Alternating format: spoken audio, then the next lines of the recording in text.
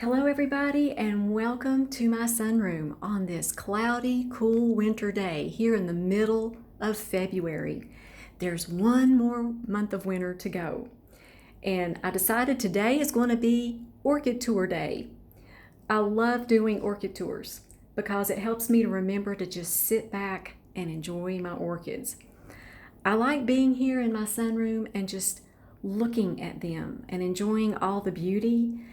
So much of the time we talk about fertilizing and watering and repotting and correct care.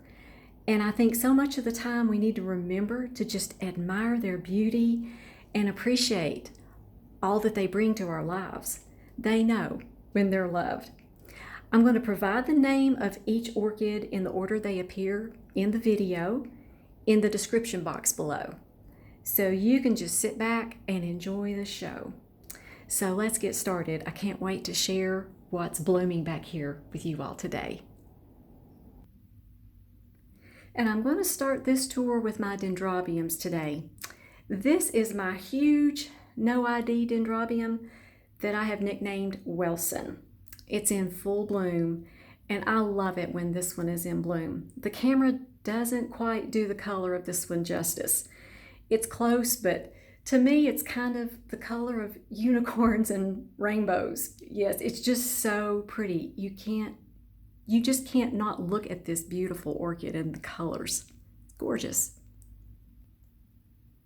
And the Dendrobium in the middle with that long spike is Burana Jade Fantasy number 9. And that spike has 12 buds on it. I have another Jade Fantasy that I'm going to show you. It grows with the canes pointing down. It has a completely different growth habit than this plant, and they're the same plant. But the blooms on this one are absolutely gorgeous. I love this purple with that inner, it's like a green color. It's absolutely beautiful. So it can grow however it wants to grow. I just love it. And another one of my favorites is my miniature Cattleya Champu. She is still in bloom. She's been in bloom now for 4 months and she grows very compactly and the blooms obviously last a very long time. What a beautiful little plant this is.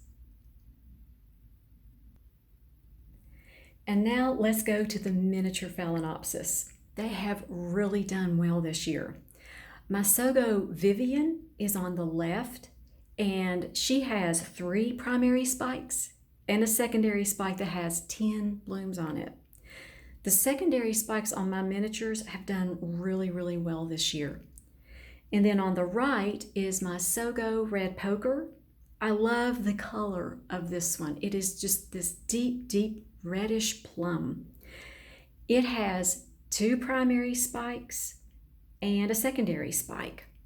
And the secondary spike on that one has produced 12 blooms. So those have done so well this year. And I have 2 Sogo Lawrence Tahiti Sunsets. This one has 2 primary spikes and 1 secondary spike, and it is loaded with buds. That first bloom is just coming out today, I noticed. And the Tahiti Sunset that's in the front of this frame, this one is the one that's growing in the sprouted moss and it is doing fantastically. I water my miniatures once a week, but this one gets watered twice a week in the sprouted moss. The sprouted moss is very lightweight, and when it needs to be watered, you can feel it when you just lift up on its pot. When it gets very lightweight, it's time to water it again. And on the left, you see Phal Buddy. I actually found his name. I'm going to share that with you all when he actually blooms. He is loaded with buds. I can't wait until he blooms out. And then next to that one is my Phal Star. I used to have the name to that one and I lost it. But as you see, it is full of blooms and buds. It's a beautiful little phalaenopsis. And I've got to give you a close-up of this beautiful African violet. Its name is Frozen in Time. Not an orchid, but look at this thing, how gorgeous that is.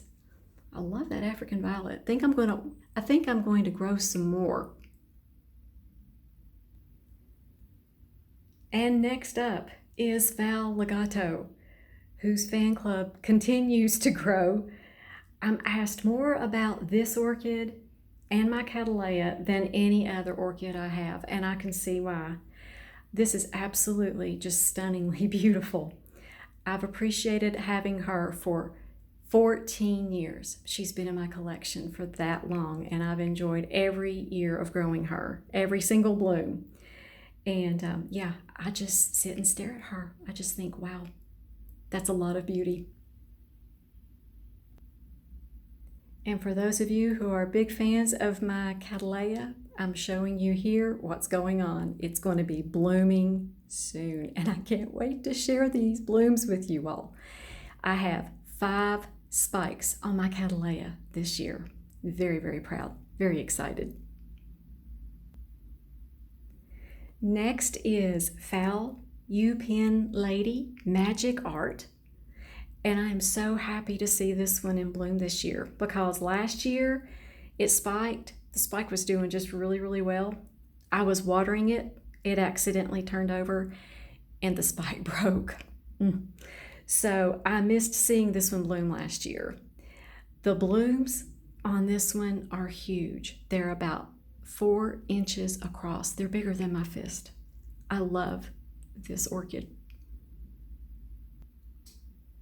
And this one is Phal Chen Diamond, and the color of this bloom is so beautiful.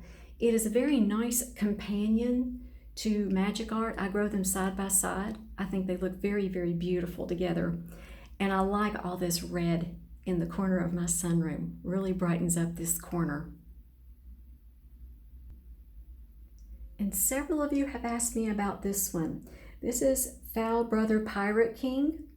It is a knockout this year. It has 40 blooms and buds on it. It has 2 primary spikes and a secondary spike, and it's absolutely fabulous. I love the color of this one.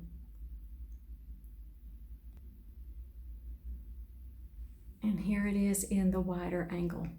Isn't that just beautiful? She blooms like this every single year for me. Yes, this is a fabulous orchid.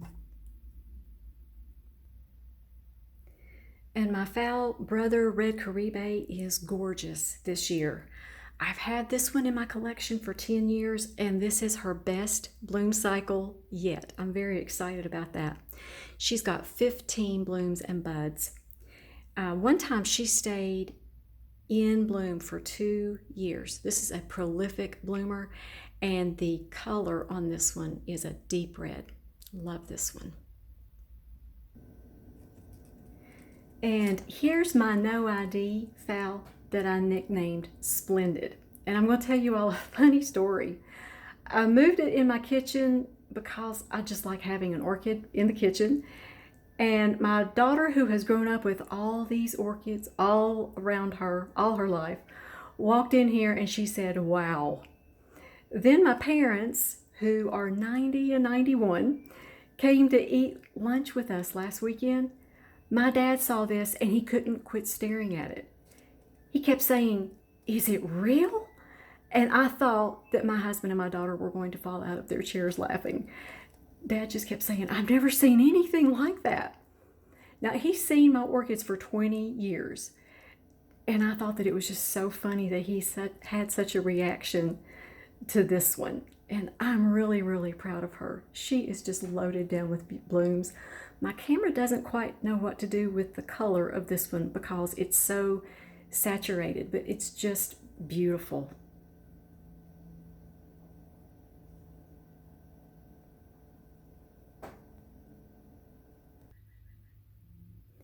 Last month, I asked you all to share about your first orchid and your experience with it, and I loved your all's responses from that video. So I want to hear from you all again. Which one of your orchids in your entire collection is your easiest one? It always blooms. It's not fussy, and it blooms for you every year, and it always produces beautiful blooms for you. That's the question I'm looking forward to hearing from you all about.